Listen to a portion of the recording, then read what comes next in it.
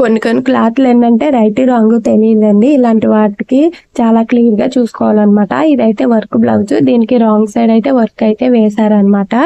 ఇలా మనం కొన్ని సారీస్ కి అస్సలు రైట్ రాంగ్ తెలియదు అనమాట. అలాంటప్పుడు మనం సారీ ఓపెన్ చేసినప్పుడే రైట్ రాంగ్ చూసుకుని రాంగ్ సైడ్ అనేది మార్కింగ్ వేసుకోవాలండి. ఇది వర్క్ బ్లౌజ్ కానీ మనం ఏదైనా బ్లౌజ్ డిజైన్ చేసినప్పుడు కానీ ఇలా రాంగ్ పడింది అనుకోండి, కొంతమంది కస్టమర్స్ అయితే అస్సలు ఊరుకోరండి. కొంతమందిని ఏదోలాగా నచ్చ చెప్పి చెప్పుకోవచ్చు.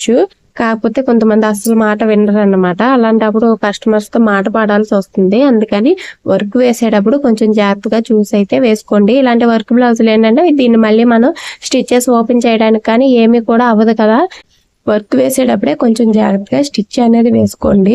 ఇదైతే నాకు ఒక కస్టమర్ వర్క్ చేయించుకుని ఇచ్చారనమాట స్టిచ్ చేయమని. ఇక్కడ చూస్తే మీకు క్లియర్ గా తెలుస్తుంది కదా. ఇలాంటి పొరపాటు జరగకుండా ఉండాలంటే మనం సారీ ఓపెన్ చేసినప్పుడే రైట్ రాంగ్ మార్కింగ్ చేసుకోవాలి. కొన్ని